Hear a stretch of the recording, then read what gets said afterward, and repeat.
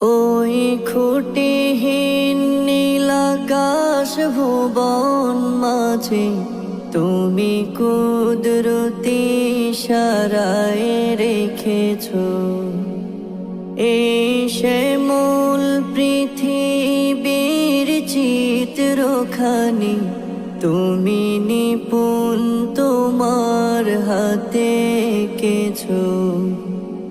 ওগো আল্লাহ শুকর তোমার আমারে যে মুসলিম করেছো। ওগো আল্লাহ